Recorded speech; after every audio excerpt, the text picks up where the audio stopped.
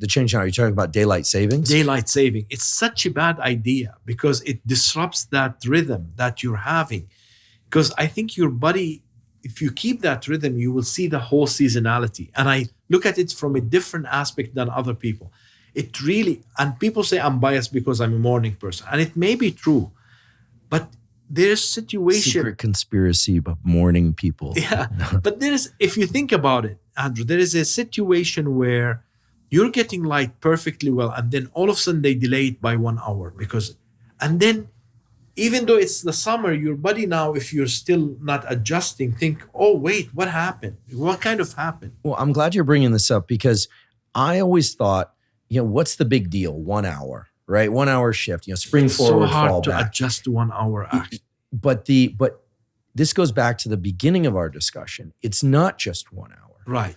Because it's 1 hour across that one day, but Right. there's this cumulative effect on the clock and these three elements of your tripartite model, Exactly. right? The homeostatic, sleep, and the light direct effects on mood. And when it's so close, it's sometimes hard to figure out how to adjust it perfectly because, we're already sleep deprived in our society. And then you shift it by, so it all accumulates and it has no benefit. Well, you work at a major government organization, National Institute of Mental Health. Why don't we campaign for... Honestly, I have no idea. I mean, it makes no sense. sense. I'm saying, why don't we go campaign? Yeah, I would love to. I mean, it makes no sense to have the summer light goes up at 9 p.m. The light goes down where I live in Baltimore at 9 p.m. And then all of a sudden, when you really want to see the light longer in the day, you now shift the other way.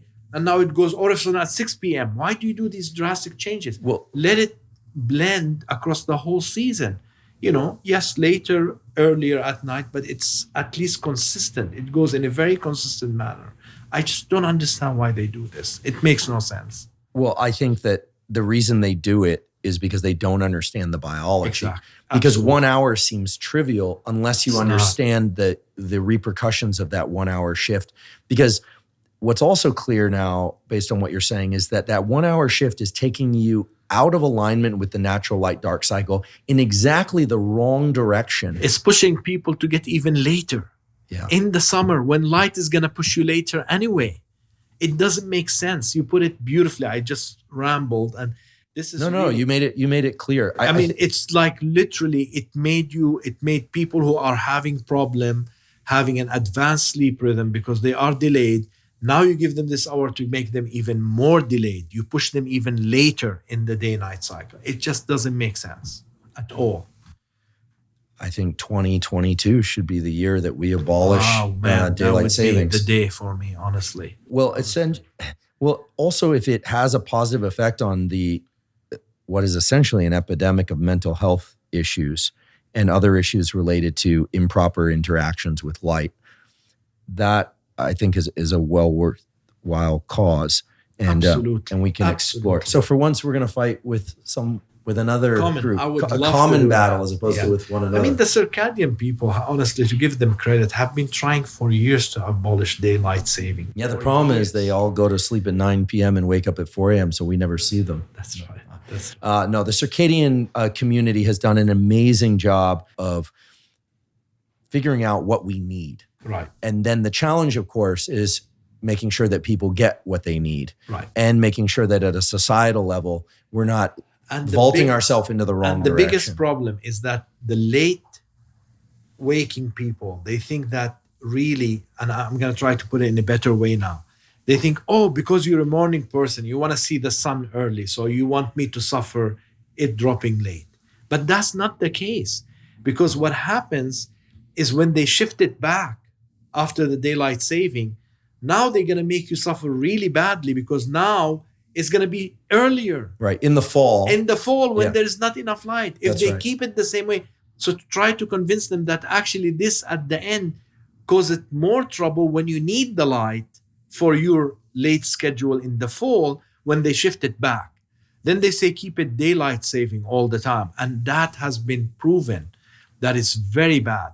Like people have done studies that literally two areas close to each other's and areas that were the whole year on daylight saving has much more problems, even in cancer rates, in depression. So You don't want to do that. So that's what trying to convince people that you need to prevent that switch and you don't need daylight saving at all. That's where the problem happens. Interesting. I had not thought about that, but yes, you late risers that in the fall you fall back, as they say, spring forward, fall back, you dial back the clock. It's really compounding the problem that already exists. And it's really nice if you keep it consistent. In the spring, you get when you get the equinox, and then the days start going up, and then even in the summer start going down, and then the fall you get the other equinox and go back. So it's very symmetrical, right? It goes into short day, longer, long, then short day again. But now you're getting these bumps in both sides of the spring and fall. Why would you do that? Something that is beautifully symmetrical, beautifully smooth, you're putting bumps into it. Well, and not just beautiful because it's there, but evolved. I mean, essentially, this is the system we evolved in for hundreds of thousands of years. Even apart from the exact equator, every part of the earth has seasonality.